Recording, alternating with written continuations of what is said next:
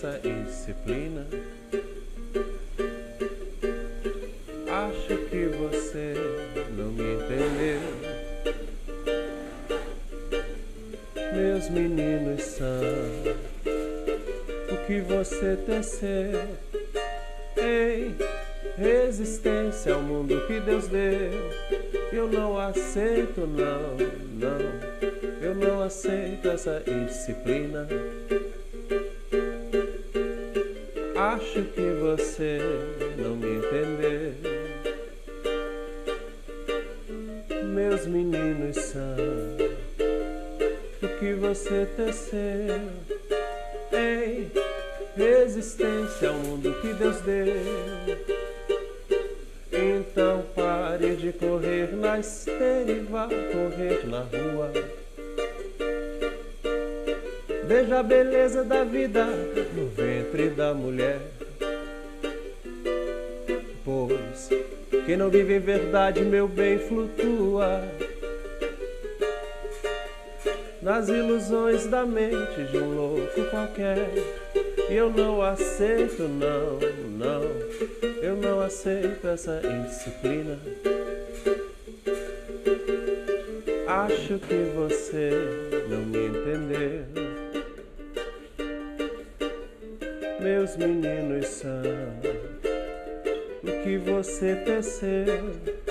Em resistência ao mundo que Deus deu. Eu não quero viver assim, mastigar desilusão. Esse abismo social requer atenção, foco, força e fé. Já falou meu irmão, meninos mimados não podem reger a nação. Eu não quero viver assim, mastigar desilusão. Esse abismo social requer atenção, foco, força e fé. Já falou meu irmão, meninos mimados não podem reger a nação. Meninos mimados não podem reger a nação.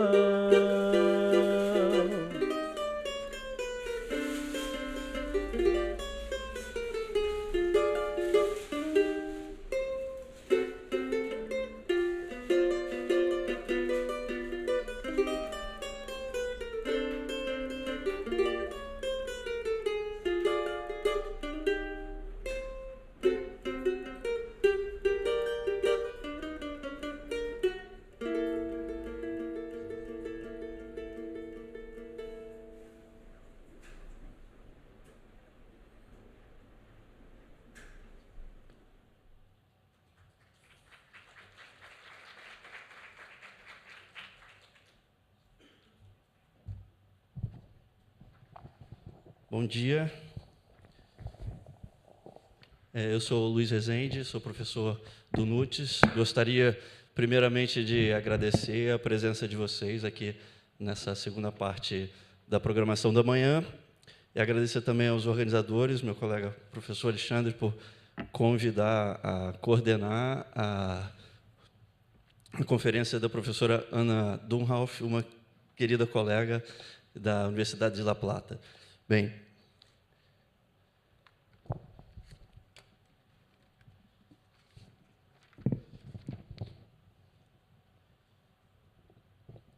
antes da Ana começar, eu vou fazer a apresentação dela. Agora eu preciso de óculos. A professora Ana, ela é professora da Faculdade de Humanidades e Ciências da Educação da Universidade Nacional de La Plata, em La Plata, Argentina. Coordena pesquisas na área de Educação e Ciências Naturais, Ambiente e Saúde, e dedicada à formação de professores. É doutora em Física e pesquisadora do Instituto de Física de Líquidos e Sistemas Biológicos. Pesquisadora do CONICET, que é o órgão, a agência de pesquisa da Argentina. Ana, então, você terá mais ou menos 40 minutos para apresentar, e, em seguida, a gente tem o debate. Obrigado.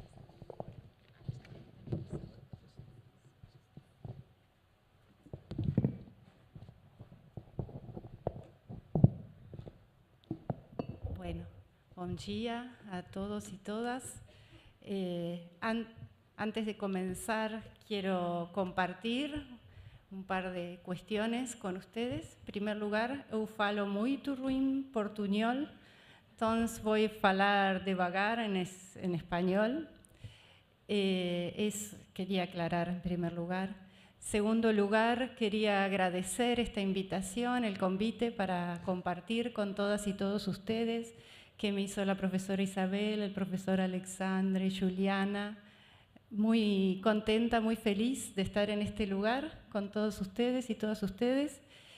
Y en un día que es muy particular para mí y para todas las mujeres de mi país. Hace un par de horas se dio la media sanción a la ley para la interrupción voluntaria del embarazo, gracias a la lucha de muchos años del movimiento de mujeres, y la verdad que estoy muy emocionada. Estas son fotos, gracias. Esta es, ahí se ve, con una movilización del día 4 de junio, 3 años después de la primera marcha por el Ni Una Menos, y estas son de anoche en Buenos Aires y a la de la izquierda en Tucumán, que es una provincia del norte de Argentina. Y alrededor de las 10 de la mañana me llegó un mensaje que ya estaba aprobada en una de las cámaras. Todavía la lucha sigue porque falta la aprobación en la cámara más conservadora, que es la de senadores. Pero bueno, muy feliz de este momento. Y volviendo al núcleo de la presentación, comentarles que lo que pensé es compartir con ustedes un camino que hemos estado siguiendo desde hace unos cuantos años en un intento de elaboraciones y construcciones pedagógicas que pretenden ser descolonizadoras en educación en ciencias naturales, ambiental y en salud, aunque gran parte de ese camino tuvo que ver con la educación en salud. Ahora se los voy a comentar. Y decir también que el grupo al que pertenezco, aunque tiene su sede en un instituto de física de líquidos y sistemas biológicos, no tiene nada que ver con esos temas, solo su historia y sus orígenes, por eso es que estamos radicadas ahí. Pero es un grupo de didáctica de las ciencias, es un nombre que le pusimos hace unos casi 20 años. Es un grupo que es interdisciplinario y pretendemos que además sea indisciplinado, decimos, y lo componemos personas que provenimos de lo que llamaríamos las ciencias duras, pero también de las ciencias sociales. Entonces tenemos distintas formaciones de origen: física, biología, química, antropología, ciencias de la educación, sociología. Es bastante diverso, podríamos decir. Y también es un grupo que aunque tiene lugar de trabajo en una sede en particular, es interinstitucional, porque ahí tenemos compañeros y compañeras que trabajan en otras universidades. Algunas además tenemos como parte de nuestro trabajo como investigadoras en el Consejo Nacional de Investigaciones Científicas y Técnicas. Y los ámbitos en los cuales trabajamos tienen que ver con las áreas de la docencia, de la enseñanza, ¿no?, de la investigación, de lo que se llama extensión universitaria, y venimos trabajando fundamentalmente con organizaciones sociales y con escuelas. Partimos de caracterizar un campo de intervención e investigaciones en lo que podríamos englobar en la educación en ciencias naturales, ambiental y en salud, que está predominantemente despolitizado, que es eurocéntrico, disciplinar, sexista, racista, un poco las caracterizaciones que se vienen haciendo desde ayer en este espacio, ¿no? Y desde esta caracterización lo que pretendemos es, decimos, construir y consolidar territorios epistémicos otros, o territorios epistémicos que podemos decir nuevos, es la palabra que hemos consensuado interiormente, que valoricen otros saberes, sujetos y relaciones de los que habitualmente se valorizan, ¿no? Y entonces hace un buen tiempo, más de 10 años, que estamos trabajando con movimientos sociales, campesinos y urbanos y docentes que trabajan en la educación pública en la construcción de estas propuestas, ¿no?, pedagógicas que entendemos que, o pretendemos que sean descolonizadoras. Y para poder poner alguna conceptualización en común con ustedes de cómo estamos entendiendo la perspectiva descolonizadora, entendemos que confronta la mirada colonizada desde un patrón de poder que domina y coloniza los sujetos, los saberes, su historia, ¿no? Y cuando decimos los sujetos, las sujetas, también decimos sus identidades, sus formas de sentir, de vivir, de pensar. Entonces, las prácticas descolonizadoras implicarían una apelación a la legitimidad, la dignidad, la igualdad, la equidad y el respeto por lo que es propio, y un aliento a la creación de otros modos de pensar, de ser, de estar, de aprender, de enseñar, de soñar y de vivir. Y una cuestión que nos parece que es fundamental es esta relación entre la práctica y la teoría, ¿no? Y ahí nos referenciamos en una autora boliviana, Silvia Rivera Kusikanski, que es socióloga y viene trabajando en las perspectivas descolonizadoras de hace muchos años, y ella dice que no puede haber un discurso de la descolonización, una teoría de la descolonización, sin una práctica descolonizadora. Entonces, un poco nuestras búsquedas están en función de buscar esas prácticas descolonizadoras. Y el camino que nosotras elegimos fue el de la construcción conjunta con otros y otras, pero que están organizados, o intentamos una organización en colectivo, no individual.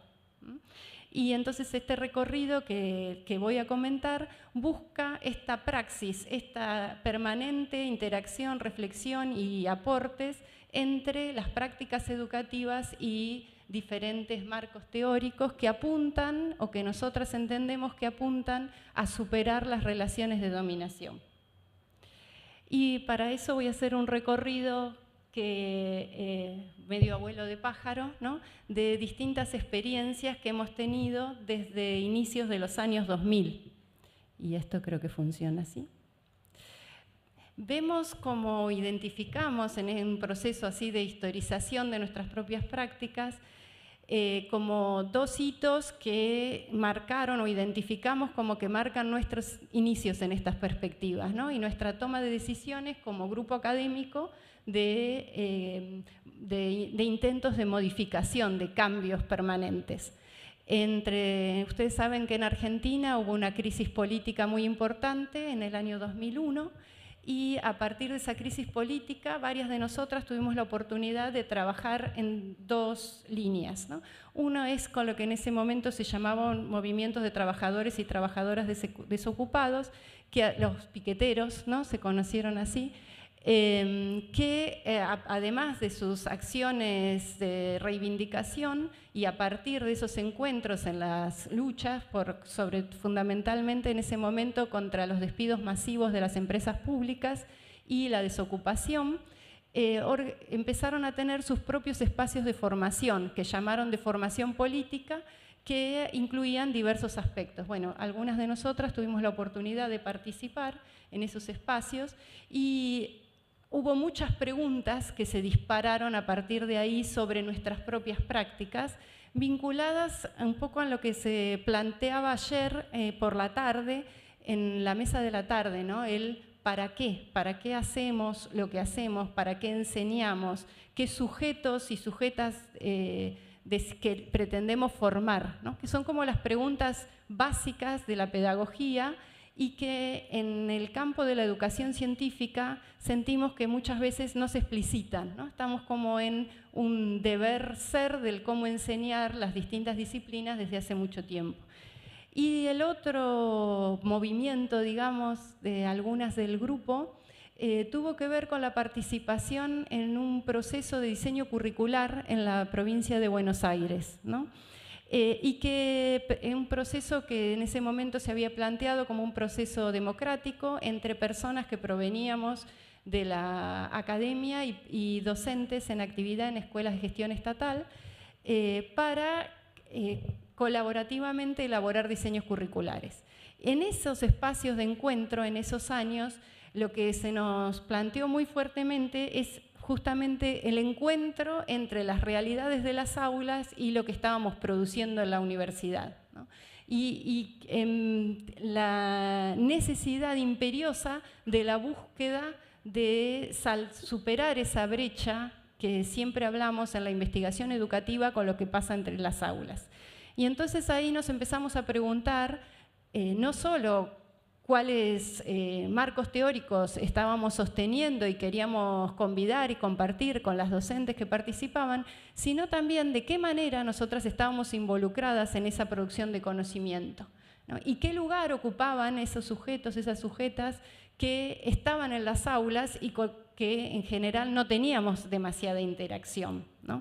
Entonces, esas primeras preguntas fueron disparadoras, entendemos nosotras, de todo un proceso de transformación de nuestras prácticas docentes y de investigación.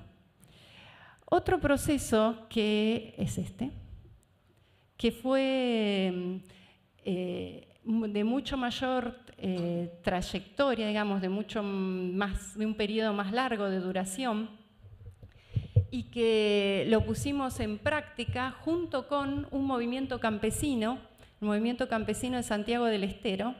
Ahora les voy a mostrar un poquito por dónde está, y que yo quise recuperar esa frase de una compañera que cuando empezamos esta historización dentro del grupo de trabajo, ¿no? Del grupo de investigación, de docencia y de extensión, entre comillas, dijo ella: nos hizo cuestionar el mundo, trabajar con quienes tienen otra concepción del mundo y de la vida, conocer otro cultural en su territorio y en igualdad de condiciones para tomar decisiones, ¿no? Esta última frase es crucial para nosotras, la igualdad de condiciones para tomar decisiones en ese proceso de formación.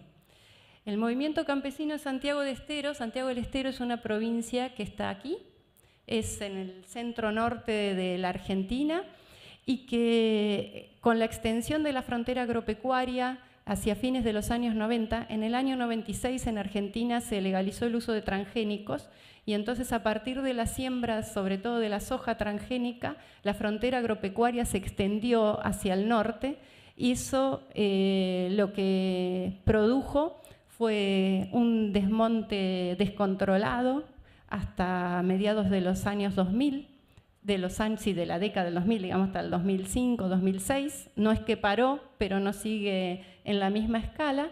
Y un negociado con los territorios que habitaban campesinos indígenas ancestralmente y que fueron desalojados, trasladados, etc. Este movimiento surge en el año 1990 en resistencia a esos desalojos y contra la desocupación de los territorios.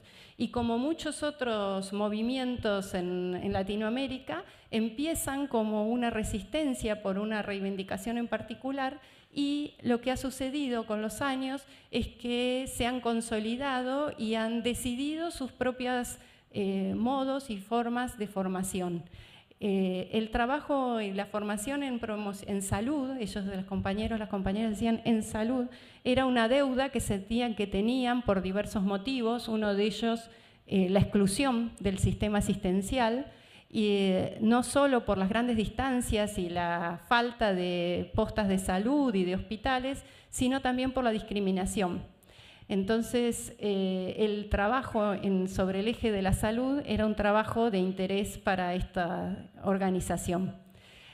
Nosotros decimos que partió de reconocer la procedencia de dos mundos diferentes, diferentes entre sí y también diferentes y diversos internamente, que podríamos englobar en el mundo, por decirlo de alguna manera, y de una manera que dentro de lo teórico tiene su peso, campesino-indígena, y el mundo de la academia. Y también se sumaron personas que participaban en la acción política urbana, ¿no? Acción sociopolítica, digamos, urbana. Y entonces, para concretar una articulación, un trabajo conjunto, fuimos creando distintos ámbitos de encuentro, de diálogo, de compartir conocimientos, expectativas, preocupaciones y de construcción de acuerdos, ¿no?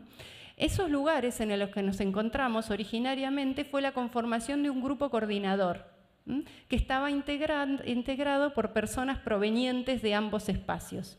Y también los espacios de encuentro fueron las propias prácticas. Acá rescaté algunas que para nosotras fueron muy importantes, ¿no? La elaboración conjunta de propuestas y de lo que podríamos llamar el programa, ¿no? El diseño curricular para el proceso de formación, que no era en una institución formal, claramente. La elaboración conjunta a lo largo del tiempo en proyectos de investigación y de extensión universitaria en el sentido del trabajar con, no en el sentido tradicional de la extensión universitaria. Y la determinación de los procesos pedagógicos de los fundamentos pedagógicos del proceso que el mismo movimiento los quería y proponía, y eso es lo que estuvimos intentando hacer, encuadrarlos en una educación problematizadora o liberadora con base freiriana. Entonces, lo que fuimos estableciendo fueron ciclos de trabajo en el proceso de formación. Elegimos para el abordaje problemáticas que eran sentidas por la organización y por sus integrantes, sentidas, sufridas, vividas, y establecimos a partir de cada problemática su elaboración en temas y ciclos para abordajes de ciclos didácticos, digamos, para abordajes de esas temáticas, ¿no? Bueno, y un punto también sumamente importante para nosotras fue la construcción conjunta de materiales didácticos y de difusión. Cada uno de esos momentos de ese ciclo también se convirtieron en estos lugares de encuentro. Un punto también dentro de estos lugares del encuentro, el trabajo sobre el reconocimiento de los distintos sistemas de saberes y los distintos saberes portados por quienes participábamos del proceso, ¿no? Y ahí está la planificación conjunta de contenidos y de acciones como forma de poner en discusión, en debate, incluir esos diversos saberes. El rescate y la valoración de los saberes tradicionales y la recuperación y diversas instancias de recuperación de esos saberes en los ciclos didácticos. No como solo como una intencionalidad, sino como pensar el cómo, ¿no? Cómo concretamos estas posibilidades en nuestros espacios pedagógicos para que los saberes aparezcan, puedan ser puestos en el espacio, digamos, y que no se desvaloricen, ni se ignoren, ni se invisibilicen, ¿no?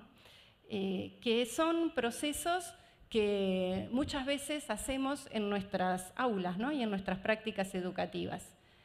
Bueno, ¿qué aprendimos como grupo de didáctica de las ciencias, nosotras como grupo? Aprendimos o reconocimos en estas vivencias y reflexiones en el proceso vivido con esta organización. El primer aspecto que se nos puso en la práctica, se nos puso sobre la mesa, decimos nosotras, es la emergencia del otro, el saber del otro, la importancia del valor de esas otras epistemes en las propuestas educativas y en la construcción de conocimiento que pretenda ser alterativo, ¿no? Por esta idea, bueno, no sé cómo ocurre acá, es el lugar originario, pero en Argentina la educación, la propuesta freiriana, que se la presenta muchas veces como una propuesta alternativa. Y lo alternativo puede ser distinto a lo que está, pero no cambie los fundamentos estructurales y sistémicos, un poco lo que me parece que apuntaba hoy el compañero. La cuestión de la alteridad, además de reconocer al otro realmente como un otro, el otro, la otra, también necesita alterar el lugar que ocupa en nuestro sistema la alteridad, ¿no? Y en ese sentido, la reflexión sobre que sea alterativo, que transforme algo de la realidad en la que estamos viviendo. La otra cuestión relacionada, como decía la misma compañera de la frase de hoy, la utopía, ¿no? La importancia de la construcción de conocimientos en esos otros lugares que son considerados no lugares por algunos autores y autoras, son en este caso y en muchos otros las luchas de los movimientos sociales. ¿no? Entonces, el trabajar con los movimientos sociales en esas situaciones de lucha, creemos que desde lo educativo dan la posibilidad de hacer construcciones que sean distintas y distantes de la racionalidad hegemónica, ¿no? Esto no es una idea que tampoco que es propia, sino hay una autora, Elsie Rockwell, que menciona esta importancia de trabajar desde lo educativo con los movimientos sociales, ¿no? Y acá otra frase que recuperaba una compañera, el MOCASE, que es el Movimiento Campesino de Santiago del Estero en su sigla, ¿no? Tiene, decimos, un proyecto de una dimensión bastante utópica, pero una cosa que conversábamos y reflexionábamos en el proceso es que esto de lo utópico no se transformaba en algo discursivo o en algo muy a futuro, sino que había concreciones en la realidad, ¿no? Y una la podía ir viendo vez a vez que estaba allá, cómo se iban concretando proyectos específicos que iban vinculando sus modos de vida y sus usos y sus formas de hacer y de pensar con cuestiones tecnológicas y que usadas en otros contextos tienen otra dimensión y otra implicancia, ¿no? Nosotros nos sumamos a eso. El valor de esa idea nunca lo vivimos tan fuerte como ahí. Esto también nos resulta importante por esta cuestión que también a veces pensamos que es un cliché en la educación popular, ¿no? Lo de la relación educadores, educadoras, educandos, que todos aprendemos, pero decíamos, nunca se nos hizo tan fuerte la vivencia de que necesitábamos vivencialmente del conocimiento del otro, de la otra, como en ese lugar. Nosotras viajábamos, nosotros, un grupo grande, viajábamos y estábamos en las comunidades campesinas, ¿no? Y ahí nos dábamos cuenta realmente todo lo que no sabíamos, que no hubiéramos, en un caso así poniéndolo como al extremo, decíamos, si nos dejan acá, nosotros nos morimos, porque no sabemos ni cómo salir, no sabemos ni cómo vivir, ¿no? Entonces, esa vivencia, como en una situación extrema, podríamos decir, nos llevó también a aportar a esta sentipensar, dirían algunos autores, ¿no? Entonces, algunas fuentes teóricas que nos nutrieron y nos interpelaron a partir de nuestras reflexiones en el proceso y con las que hemos venido discutiendo. Bueno, ya lo dije, la educación problematizadora de Freire, los trabajos sobre la sistematización de experiencias educativas en un momento también fueron muy importantes, sobre todo para pensar cómo construir conocimiento sistemático a partir de esas prácticas. La investigación-acción participativa, que es una línea de trabajo latinoamericana, ¿no? Fundamentalmente desarrollada inicialmente en Colombia, y también hay algunas autoras en Argentina, y también de otros continentes, ¿no? En Australia hay una línea interesante, muy fuerte, sobre todo para el trabajo en las escuelas con investigación participativa. Y un punto que nos preocupó mucho y que nos sigue preocupando y lo seguimos planteando, es acerca del carácter extractivista de las investigaciones educativas. ¿Qué pasa cuando nosotras vamos a los espacios educativos como desde una mirada externa? Porque esa producción de conocimiento muchas veces no vuelve ni aporta a esas construcciones. Entonces, esa es una preocupación que tenemos permanentemente. En este espacio también tuvimos nuestras primeras interacciones con las perspectivas de género, con las epistemologías del sur, fundamentalmente en cuanto al concepto de ecología de saberes, ¿no? Y los procesos de traducción, que fueron herramientas que nos resultaron muy útiles, válidas y útiles para estas reflexiones.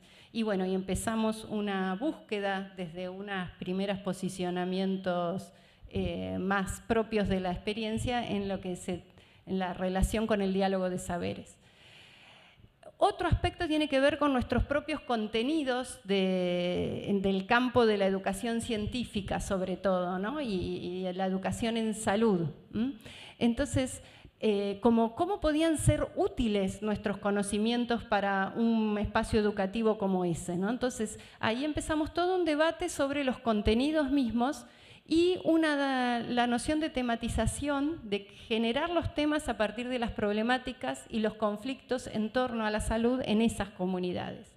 En este caso, un punto de partida que fue muy importante para salir del conocimiento médico hegemónico fundamentalmente y las formas tradicionales y hegemónicas de la enseñanza, por ejemplo, en las facultades de medicina, en el grupo había varios médicos y médicas y fueron muchos y muy largos los debates para encarar este trabajo y durante el transcurso también, ¿no? El punto de partida, como en tantas veces, lo puso el mismo movimiento campesino. Ellos nos dijeron en un momento que no podíamos salir del nudo de cómo trabajar, ellos decían, nosotros empezamos nuestra lucha defendiendo el derecho a la tierra. Ahora, esta formación en promoción de la salud se incluye en esa lucha ampliando el derecho a la salud. Entonces, desde esa perspectiva tenemos que encarar nuestros procesos de formación, ¿no? Y otro aspecto interesante que después lo vinimos desarrollando es la construcción de una concepción propia de salud, de manera de incluir esos otros saberes que habitualmente no están. Bueno, y después como los saberes técnicos que fuimos trabajando en función de estas ideas iniciales, que en general para la formación en salud, pensando, por ejemplo, en agentes sanitarios, son saberes técnicos, decidimos siempre acompañarlo por los fundamentos conceptuales, de manera que sean una herramienta de conocimiento y una herramienta de poder, y correr a las personas de ese lugar técnico de ejecutar lo que el profesional de la salud dice, ¿no? En concreto también la problematización acerca por ejemplo, del modelo médico hegemónico, una de las formas de darla en concreto fue la problematización de la voz médica, ¿no? De la voz del médico dentro del grupo y desde sus lugares de trabajo, por ejemplo, en los hospitales o en los centros de salud. Bien, no voy a detenerme tanto. Y acá yo tenía que... ¿20 minutos me quedan? Perfecto. Más 10. Muy bien. No era así. Quise hacer algo interactivo, pero se ve que no está muy claro. A raíz de esta experiencia, como una vuelta a la academia, organizamos y desarrollamos en la Facultad de Humanidades y Ciencias de la Educación lo que se llamó un Seminario de Educación Popular y Promoción de la Salud. Ese seminario fue solicitado y gestionado por estudiantes, no por docentes, que eran estudiantes de educación y que a la vez tenían prácticas sociopolíticas en barrios marginales de la ciudad. Fue un seminario intercátedras junto con Filosofía de la Educación, porque era el espacio donde se trabajaba la educación popular de perspectiva freiriana, y comenzó siendo un seminario solo para la carrera de Ciencias de la Educación y terminó, por trabajo de los estudiantes y las estudiantes, extendiéndose a toda la facultad y también a las facultades de Psicología y de Medicina.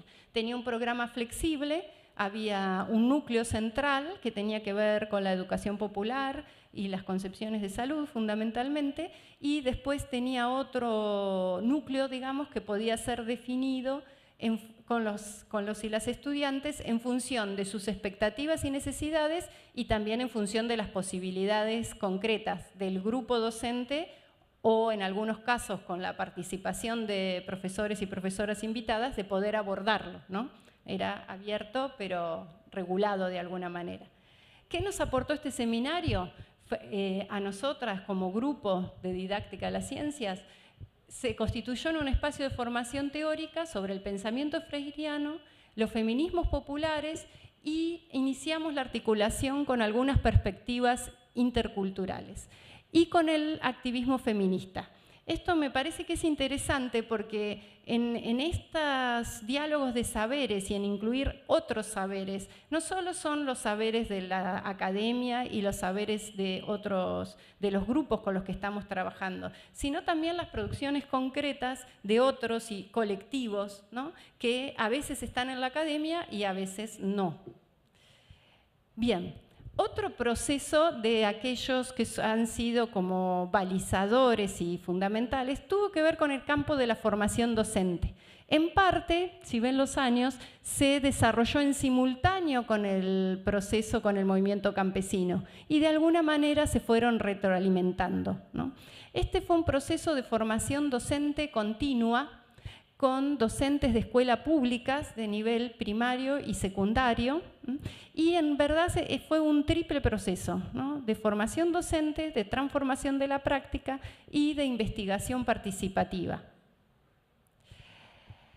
Lo llamamos a posteriori y después de una sistematización bastante larga, tramas entre escuelas y universidad, porque sentimos y pensamos que esto fue como una especie de tejido entre los aportes que podíamos traer desde nuestro grupo y los aportes que las profesoras realizaron desde sus espacios y desde su trabajo colectivo también, ¿no? Entonces, el proceso de formación docente tenía como 3 características principales. La vivencia de propuestas didácticas, que fuera coherente con las estrategias que pretendíamos promover en el aula, un diseño flexible del proceso formativo que se fue modificando en función de las necesidades de las profesoras y la sistematización de experiencias educativas como un contenido propio de la formación, como una herramienta para la reflexión sobre la propia práctica. El proceso de transformación de la práctica, de las prácticas de las profesoras, se basó en, inicialmente, acá, conformar equipos de trabajo que consensuaban preocupaciones que querían abordar, pensar y desarrollar propuestas didácticas juntas, el aporte de las investigaciones didácticas provenientes de publicaciones de circulación académica en general, pero también de otros lugares, la interacción con los diseños curriculares que en ese momento recién se habían implementado y las vivencias de nuevas metodologías de enseñanza. Entonces, con este proceso, o a través de ese proceso, encarados en grupos más pequeños y espacios colectivos mayores, las profesoras implementaron sus propuestas didácticas, determinaron las problemáticas, planificaron, implementaron y registraron de la manera que ellas creían conveniente y se sentían cómodas y viable, además, de una manera conveniente y viable en sus propias aulas. Organizaron la información, ajustaron y ajustamos las preguntas de análisis, hicieron un análisis y hubo distintos espacios de comunicación internos y externos. Entonces, este proceso, ¿qué nos reportó, digamos, como conocimiento académico, podríamos llamarlo? La construcción de un enfoque pedagógico didáctico para la formación docente continua que sostiene ese triple proceso que comentaba recién. Y su intencionalidad, entendemos que es una intencionalidad emancipatoria, entendiendo este concepto de emancipación como un movimiento colectivo, pero también individual, de liberación consciente y de superación de las formas de alienación. Entendemos que en el ámbito de la formación docente, ese movimiento se vincula con un ejercicio colectivo de prácticas de apropiación respecto de los sentidos de la acción educativa, de la toma de decisiones y de la intervención en función de los sentidos asumidos. Por eso todos esos distintos espacios también de decisión, ¿no? El espacio de determinación de las problemáticas a trabajar, el espacio de la tematización de esas problemáticas para trabajarlas en el aula, el de elaboración de las propuestas didácticas, fueron todos espacios colectivos de toma de decisiones en función del sentido que ellas mismas querían darle a su propia práctica. Las implementaciones en las aulas rara vez pudieron ser acompañadas por alguna de sus compañeras, en general fue individual por una imposibilidad del propio sistema educativo. Pero después de esa implementación y de las tomas de los registros, los análisis y las producciones también fueron colectivas. Bien. Y ya por ahí voy a dejar y vamos a ir a un cachito, quería volver a esto, como de los trabajos que tenemos en este momento, digamos, en andamento sería, ¿no? que también son trabajos con organizaciones sociales y con escuelas, ¿no? Y formación docente. Sentimos que es un proceso de retroalimentación permanente, ¿no? Lo que aprendimos lo seguimos con otros y otras. Entonces, ahí estamos llevando a cabo desde el año 2016, desde hace 2 años, un trabajo con docentes de espacios de salud de bachilleratos populares. Los bachilleratos populares son unas experiencias educativas autogestionadas que surgen en diversas organizaciones sociales, principalmente en la zona de Buenos Aires y cercanas a Buenos Aires, aunque la mayoría están ahí, hay algunos en el interior del país.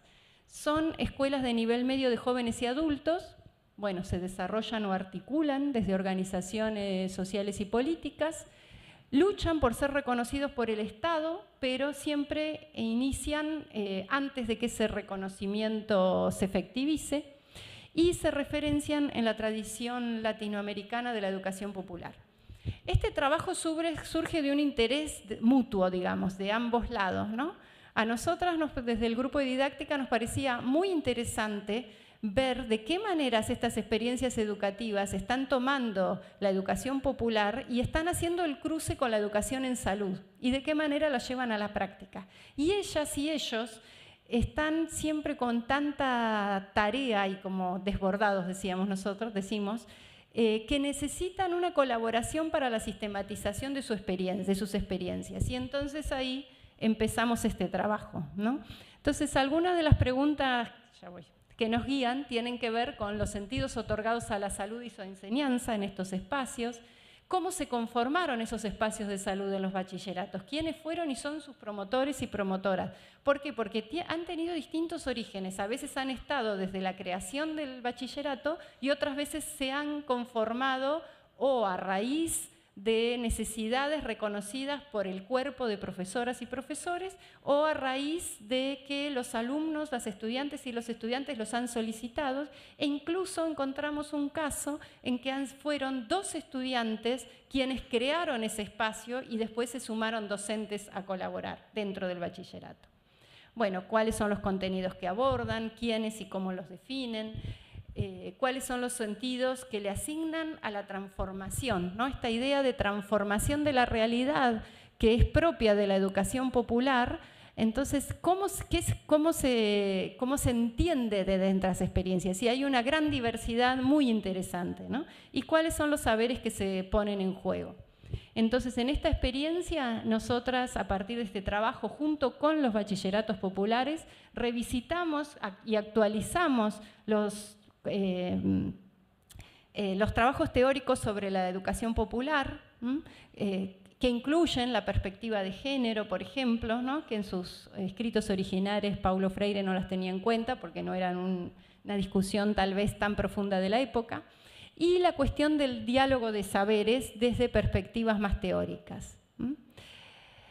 Otra fuente para nuestra nutrición, nuestro enriquecimiento teórico, ha provenido de la inclusión de nuevos y nuevas integrantes al grupo, ¿no? Provenientes de la misma academia, a través de inclusión de las jóvenes, decimos nosotros, las jóvenes y los jóvenes, los nuevos, los que se están integrando.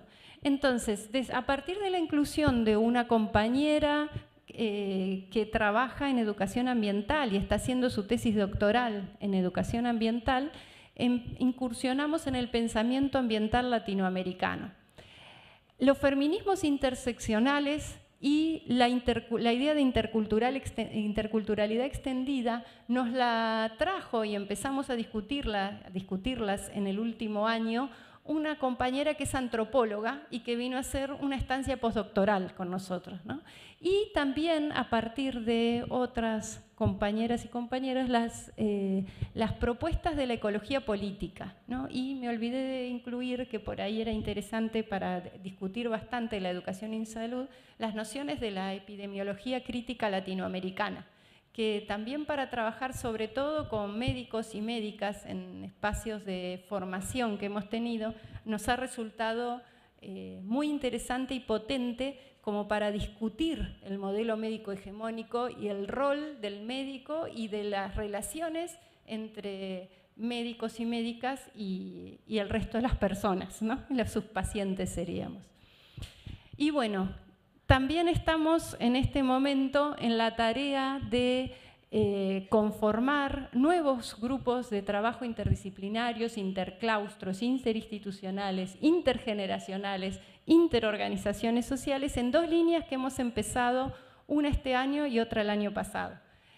Cuando yo hablo de grupos, hablo de nuestro grupo de didáctica, que sería como un núcleo, pero también para cada uno de estos trabajos ampliamos el grupo y se suma otra gente con la que caminamos un tiempo y después seguimos cada una su ruta, pero nos volvemos a encontrar en distintos momentos. Entonces, iniciamos un proceso este año, ahora hace 3 meses, de formación docente continua, también con la misma idea del que conté antes, pero en la zona de La Plata, este era en otra zona un poco más alejada de La Plata. Y a partir del año pasado, y con la inclusión de un compañero que es ecólogo y hizo su tesis de doctorado en educación ambiental, y ahora está trabajando con nosotras en su postdoctorado, y estamos encarando una que nos parecía muy importante y lo teníamos pendiente de hace tiempo, una articulación entre estas 2 líneas de trabajo, entre la formación docente continua y organizaciones sociales concretas. En este caso, se está dando en una región que está al norte de la provincia, bueno, que está arriba de la capital federal, que es el delta del río Paraná.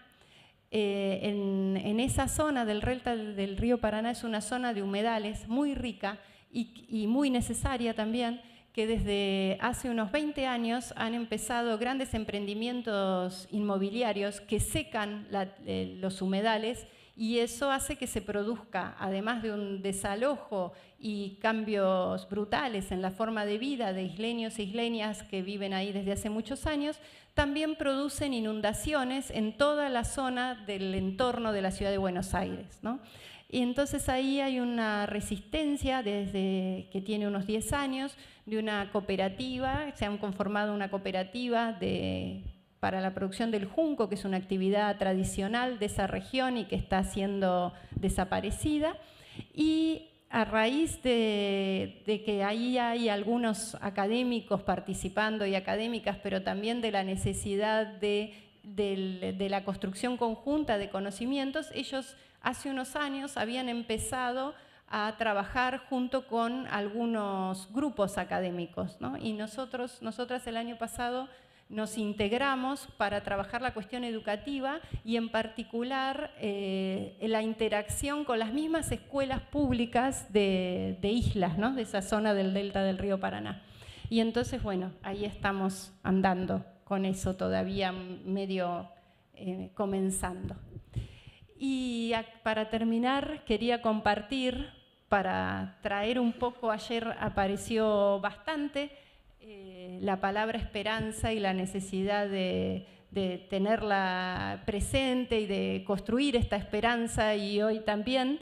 Y entonces anoche busqué esta frasecita del maestro Paulo Freire que dice: pensar que la esperanza sola transforma el mundo y actuar movido por esa ingenuidad es un modo excelente de caer en la desesperanza, en el pesimismo, en el fatalismo. Pero prescindir de la esperanza en la lucha por mejorar el mundo, como si la lucha pudiera reducirse exclusivamente a actos calculados a la pura cientificidad, es frívola ilusión. En cuanto a necesidad ontológica, la esperanza necesita de la práctica para volverse historia concreta. Por eso no hay esperanza en la pura espera, ni tampoco se alcanza lo que se espera en la espera pura, que así se vuelve espera vana.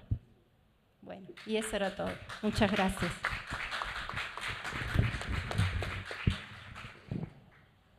Muitas graças, Ana. Bem, então agora temos mais uns 15 minutos para algumas perguntas.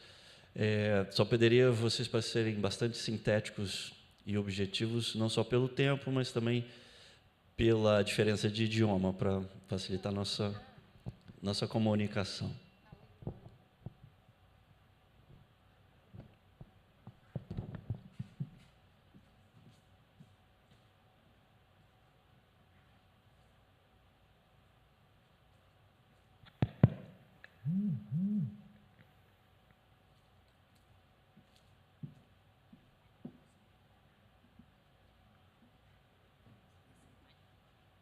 superar os primeiros momentos de timidez, né?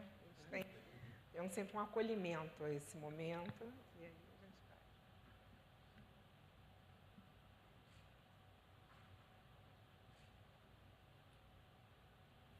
Paula, e aí enquanto a Paula fala, vocês sinalizam. Socorro.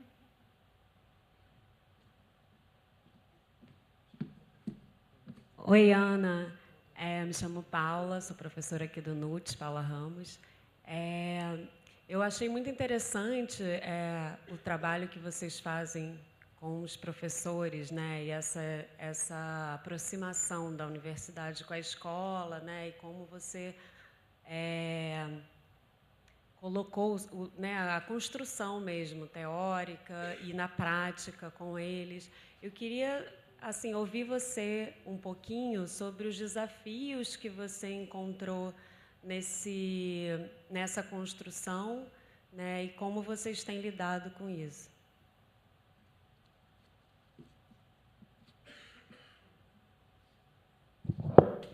Acho que temos socorro. Acho que o Brasil precisa aprender muito com a Argentina. Porque nós temos processos semelhantes ou necessidades semelhantes, mas muitas vezes os processos educacionais ficam meio que como experiências alternativas e não mudam muito as instituições. Então, nós temos médicos populares, nós temos camponeses ou indígenas também entrando nas universidades, nós temos... Ou seja, o que eu quero chamar a atenção é de que o Brasil tem muitas experiências sociais e com caráter educativo, mas nem sempre isso significa, né, que elas sejam incorporadas ou transformem as práticas das instituições, principalmente das universidades. Eu queria perguntar à Ana se esta mudança tem a ver também com o lugar que o projeto camponês tem para... né, qual é a importância que o projeto camponês tem, não é só para a universidade, mas é para a sociedade argentina. Porque no Brasil, o projeto camponês é secundarizado, é pouco reconhecido na sua importância transformadora, questionadora, ou seja, né, há um predomínio muito grande ainda de uma visão de um Brasil urbano, industrial, onde o camponês ou indígena ainda é relegado a segundo plano. Então, eu pergunto se a universidade incorporou também essa perspectiva, né, transformadora, que dialoga com o projeto camponês, qual é o lugar e qual a importância também que isso tem para dentro de um projeto, de uma sociedade, um projeto civilizatório argentino. Isabel, tem uma pergunta aqui da internet, rápido, só para liberar o celular aqui. É a pergunta da Angélica Cáceres, que é a nossa aluna de doutorado, tá? Ela diz o seguinte: falando de descolonização, Ana, considerando o laboratório de líquidos onde você trabalha, como foi a luta para conseguir o espaço para trabalhar didática dentro de um cenário que pode ser tão cerrado, tão fechado?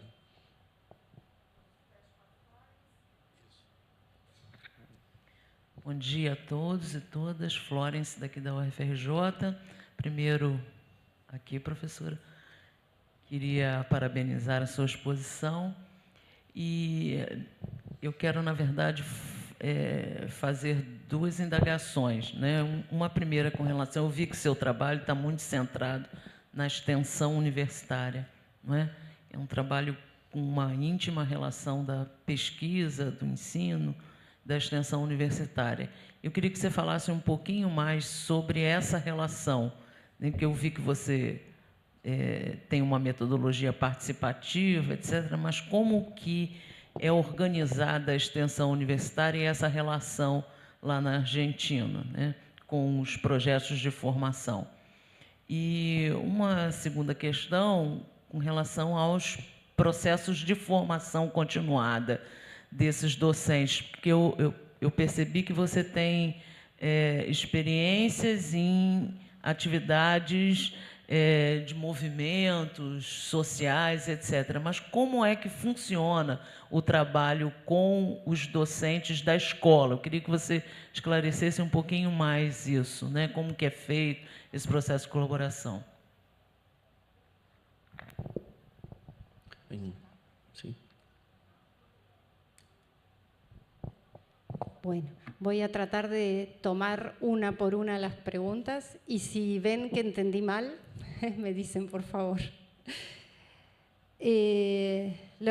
Primero voy a hacer un comentario general. A ver, así cuando yo hablo tan convencida, parece que tenemos todo resuelto y todos nos apoyan y no es así en la práctica, ¿no? Entonces, cuando preguntan que vienen bien todas las preguntas para hablar, nosotras decimos de la cocina, ¿no? De lo que cuando contamos todo lo exitoso, contamos dificultades en función de lo que aprendimos, pero hay un entre bambalinas que requieren mucho esfuerzo, mucho tiempo, mucho trabajo y que a veces una no lo cuenta, porque además si no la exposición sería interminable, pero aprendemos también de eso, ¿no? Entonces, los desafíos que preguntaba Paula, creo que es, y cómo funcionó el trabajo en ese proceso de formación, creo que lo puedo desarrollar un poquito juntos, ¿no? Los desafíos fueron muchos. Por empezar a hacer ese proyecto, llevarlo a la práctica, ¿no? Y además nos parece que los desafíos y las dificultades de la implementación de este tipo de procesos, por lo menos en Argentina y en este momento, varía caso a caso. No es lo mismo ese proyecto que conté yo con el que estamos empezando este año. Tuvimos que imaginar, pensar, buscar formas de implementarlo. ¿Por qué? Porque ese proyecto que conté, por ejemplo, que es el que está más resuelto, lo primero que nos dijeron fue: es imposible, esto no se puede hacer en el sistema educativo. Y ahí empezaron las negociaciones, con apoyos simbólicos. Tuvimos algunos apoyos simbólicos. Por ejemplo, teníamos un trabajo de 2 años con un instituto de formación docente de esa ciudad. Ese instituto nos propuso presentar proyectos de investigación participativa y con eso sostuvimos ese trabajo de 2 años. Cuando estábamos terminando, ellas nos propusieron, las mismas profesoras, extenderlo a la región. Y tuvimos la suerte de que la Agencia Nacional de Promoción Científica lanzó por única vez, nunca la repitió, una llamada Proyectos de Articulación entre Universidades e Institutos de Formación Docente. Lo presentamos, lo aprobaron. Ese proyecto tenía escrito que la forma de trabajo iba a ser 4 jornadas al año, que es una cada mes y medio, en una escuela, en horario escolar, con las profesoras, que provenían de distintos sitios. Entonces, y eso se aprobó. Lo aprobó la Agencia Nacional, que no tiene ni idea de lo que pasa en las escuelas, pero le gustó la metodología, entonces lo aprobó. Entonces, cuando tuvimos que negociar con la Secretaría Educativa de la región, le dijimos: pero nosotros tenemos un proyecto aprobado y la provincia también firmó esto. Entonces, ¿cómo resolvemos? Y ahí empezamos las negociaciones. Y bueno, hubo que ceder ciertas cuestiones, ¿no? Como que para nosotros era voluntario para todas las profesoras y profesores que quisieran. Y las supervisoras dijeron: no, es voluntario para aquellas personas que puedan ser cubiertas para que sus estudiantes no pierdan las clases en el horario escolar. Entonces eso significaba 1, 2 o 3 como máximo por escuela. Y ahí tuvimos que ceder, porque era la posibilidad de las escuelas también, ¿no? También nuestra propuesta era hecha desde fuera y en la práctica es otra. Y ese fue como el desafío inicial, que ya una vez que lo superamos, y fue como así muy importante y un empoderamiento también, ¿no?, de todas. Después, desafíos internos hacia las propias escuelas. Hubo muchos que las mismas profesoras lo fueron modificando, ¿no? Porque una cosa que aprendimos y que también fue un desafío para nosotras mismas, darnos el tiempo y la posibilidad de dejar que las demás personas actuaran, que es una cosa que nosotras desde la universidad y desde lo académico planificamos estrictamente y podemos cumplir de alguna manera o podemos prever cómo van a ser las cosas. En la escuela eso no es posible, de ninguna manera. Y eso es un desafío también poder aceptarlo. La escuela tiene sus problemas propios, sus tiempos propios, y es así. Y una puede llegar y hoy hay una situación que hay que resolver y que no tiene nada que ver con lo que estamos haciendo. Y todo se suspende y hay que suspenderlo. Y lo mejor que podemos hacer en todo caso es ponernos a disposición para que lo que está pasando, si podemos, si se puede y si la gente quiere, podamos aportar. Y si no, hay que volver otro día. Y un desafío también fue levantar todas esas restricciones que también están en otros lugares en cuanto a las formas de trabajo y cómo operar. También para nosotras no diría un desafío, sino un problema muy serio fue con la misma academia, porque nosotras tuvimos un proceso de todos esos años y la publicación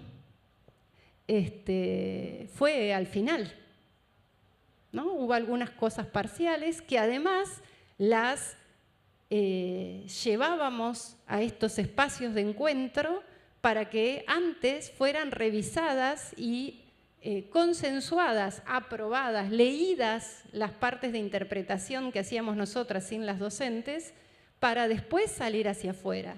Y eso no tiene que ver con las fechas de los congresos ni las fechas de los informes, ¿no? Ese es un proceso que fue un desafío, ver cómo hacíamos para seguir cobrando nuestro sueldo a fin de mes, ¿no? Como, bueno, cómo seguíamos todos estos casi 10 años, que teníamos otros trabajos también, pero para seguir produciendo de manera de seguir perteneciendo a este espacio en el que trabajamos.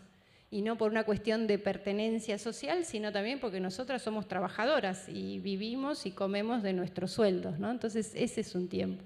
También tomamos otras decisiones, como antes que cerrar todo el proceso, organizamos una publicación de un libro pequeño con las profesoras que habían terminado todo ese ciclo de análisis y de redacción de sus propios trabajos, en editoriales que fueran en una editorial independiente que nos aceptó tener casi 300 libros para repartir en las escuelas. Y eso una editorial comercial valorada por la academia no lo acepta de ninguna manera, por lo menos nosotras no lo conseguimos, ¿no? Entonces hay toda una serie de movimientos internos que para nosotras tienen que ser siempre coherentes con nuestra intencionalidad y con la valorización de los saberes y la valorización de las personas, ¿no? Lo mismo los trabajos que escribieron las docentes, la escritura para comunicación académica es muy ajeno al trabajo de una profesora. Entonces fuimos haciendo Claro, si la leemos desde el punto de vista de la evaluación académica, no son escrituras académicas, pero tampoco nos interesaba. Lo que nos interesaba era que fuera una forma de comunicación hacia otras profesoras de la misma región que estuvieran interesadas, ¿no? Y que para mí tienen el mismo valor académico, ¿no es cierto? Pero, y una de las decisiones también que tomamos es que la autoría es de las profesoras, porque fue todo su trabajo. Y nosotras colaboramos en eso, pero éramos autoras secundarias, no éramos, entonces no estamos como, nos asignamos una autoría ahí. Entonces todos esos procesos internos también se convertían paso a paso, ¿no? También era un desafío encontrarnos, más allá de esos encuentros colectivos, encuentros más pequeños, donde además conocíamos las escuelas y nos, digamos, abrían sus espacios de trabajo. También fue, cada paso tenía alguna cuestión de desafío, ¿no? Y bueno, en cuanto a cómo funciona el trabajo tiene que ver con eso, pero claro, en ese contexto de una ciudad más pequeña y una región interesada, donde además había una supervisora que estaba muy interesada, porque cuando le contamos el proyecto ella dijo, yo quiero que esto se haga, y ella misma buscó las formas burocráticas de que se pudiera hacer. Por ejemplo, en el contexto actual, que es sumamente refractario en este gobierno, además, a cualquier espacio de formación docente que no sea originado en algunas ONG que en general provenientes y subvencionadas por empresas, o de editoriales, de las grandes editoriales. Entonces, por ejemplo, este proyecto actual no puede ser incluido como espacio de formación docente validado por el Ministerio de Educación de la provincia. No hay forma de que entre ningún espacio que ellos no propongan desde la decisión central. De todas maneras, hay un grupo de docentes, de profesoras y profesores que están sumamente interesados y nos reunimos el sábado. El sábado conseguimos un aula de la facultad y hay alrededor de 45 docentes que empezaron a participar. Veremos cómo sigue y cómo vamos con eso. Después había otra, claro, que estos de las que no siempre las experiencian significan transformación, ¿no? Que creo que también lo planteabas vos, y la importancia del proyecto campesino en Argentina y el apoyo de la universidad, ¿no? Que acá decían que no. Bueno, me parece que no hay mucha diferencia entre Brasil y Argentina, la verdad. A ver, este movimiento está en un movimiento nacional que se llama Movimiento Nacional Campesino Indígena, que nuclea grupos campesinos de distintos tamaños, ¿no? El Movimiento Campesino de Santiago del Estero creo que es uno de los más grandes del país, reúne alrededor de 12.000 familias hasta el año pasado, no sé, a veces eso va variando con el tiempo, ¿no? Y con las luchas. Sí sucedió en los años pasados, hasta el 2015, que había un apoyo desde los ministerios, desde el Ministerio de Agricultura y del Ministerio de Desarrollo Social, a la producción campesina y de la agricultura familiar y la producción agroecológica. No era gran apoyo, pero había cierta promoción. Ahora, en general, en nuestra historia, el movimiento, el campesinado, así como las poblaciones originarias, han sido invisibilizadas y casi hasta olvidadas, ¿no? Ha sido la lucha de estos grupos las que lo han puesto en visibilidad. Y en las gestiones en las 2 o 3 gestiones anteriores de la misma línea hubo un cierto apoyo a esa producción. Dentro de la universidad, nosotras nos manejamos, sí, con estas 3, la docencia, la extensión y la investigación articuladas. El apoyo que conseguimos siempre es muy pequeño, incluso en un formato que cuando consensuamos con el movimiento campesino hacer la presentación, por ejemplo, como proyecto de extensión, que nos daba un pequeño monto de dinero para traslados y para algunos materiales, la elaboración de materiales didácticos, por ejemplo, ellos inicialmente se opusieron por el formato mismo de la presentación, porque la presentación, por ejemplo, tiene destinatarios. Y nosotros no trabajamos con destinatarios, ¿no? Es un proceso, decimos, no de extensión, es de articulación, de trabajo conjunto. Pero bueno, una vez que tuvimos las discusiones internas de cuál era el posicionamiento y cómo íbamos a funcionar con informes, con producciones y demás, entonces ahí presentamos recién el proyecto. Pero fue un proceso de, como todo proceso conjunto, de debate y de elaboración de consensos para hacerlo. Y de una, diría, yo tomaría el término de vigilancia epistemológica permanente, porque todos y todas estamos colonizados, ¿no? Y fuimos colonizados, pero ocupamos distintos lugares en el mundo y desde nuestra posición de privilegio muchas veces naturalizamos prácticas que cuando estamos trabajando con otros y para nuestra propia vida también, pero más cuando trabajamos con otras personas, tenemos que estar muy atentas, ¿no? A no hacer, actuar sin respetar del todo esos consensos, ¿no? Y esos acuerdos. Así que, bueno, en la universidad nos manejamos así, ¿no? Como en esto de elaboración de acuerdos que sostenemos en esos espacios institucionales, aun cuando, si hay acuerdo, tengamos que llenar la planilla en el formato que nos piden y aclarando. No son destinatarios, pero trabajamos pero quedan en el cartel de destinatarios, ¿no? Ese es un punto que desde ese lugar ya está colocando a las personas en un lugar de desigualdad. Y con la pregunta que vino por el teléfono, bueno, el lugar que ocupamos en este Instituto de Física de Líquidos y Sistemas Biológicos es un lugar raro, extraño, creo que también en el sentido portugués de la palabra. Estamos ahí por cuestiones históricas, en verdad, porque teníamos un compañero que él era investigador en física y cambió de tema para la educación y siguió manteniendo su lugar de trabajo ahí. Yo hice también el doctorado en física, pero después ya cuando ingresé como investigadora al CONICET, ingresé al área de educación. Pero bueno, como esto de venir de la línea de la física, justo en ese momento, en ese instituto, tenían pocos investigadores y necesitaban investigadores y entonces me dieron lugar de trabajo ahí.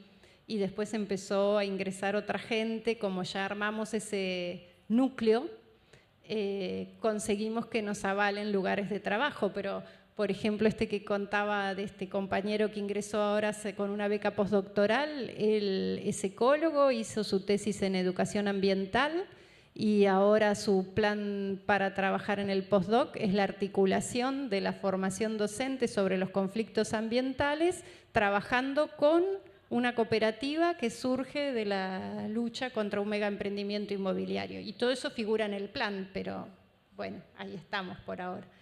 Siempre es un por ahora, porque cuando aparecen conflictos concretos, edilicios, o cuestiones así, como que el primer grupo que todos se preguntan por qué estamos ahí es el nuestro, porque esto de que es extraño.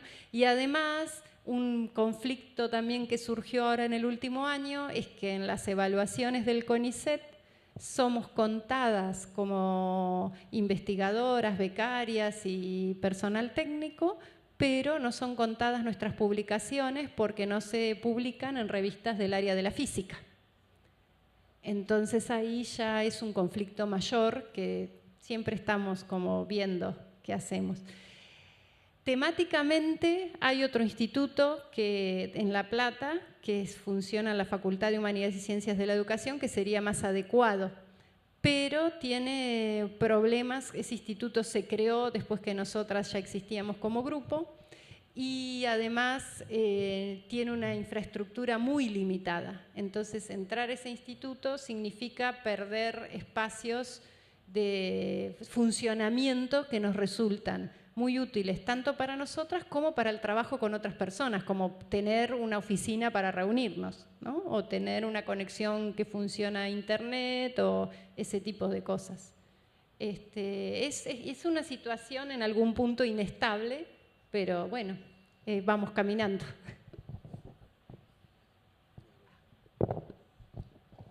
Muito obrigado, Ana. Obrigado à presença de todos aqui na sessão da manhã. Vamos encerrar essa sessão agora.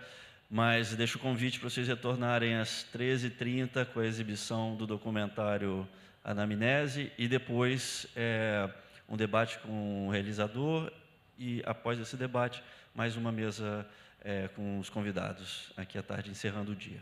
Obrigado, até mais tarde.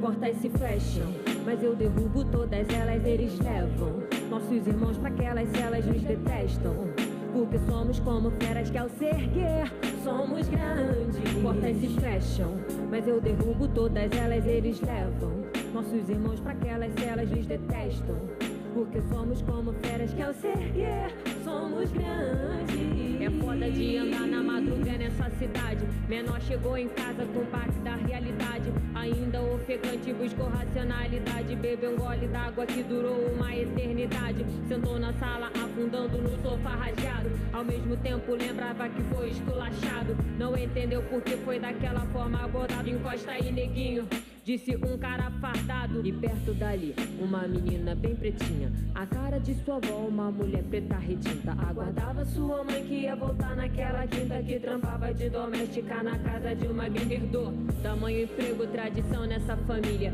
Queria algo diferente para sua filha, que rezava toda noite para ser atriz. Um dia a porta viu, ela correu pros braços da sua rainha. Portas se fecham, mas eu derrubo todas elas, eles levam nossos irmãos pra aquelas celas, nos detestam, porque somos como feras que ao se erguer, somos grandes. Portas se fecham, mas eu derrubo todas elas, eles levam nossos irmãos pra aquelas celas, nos detestam, porque somos como feras que ao se erguer, somos grandes.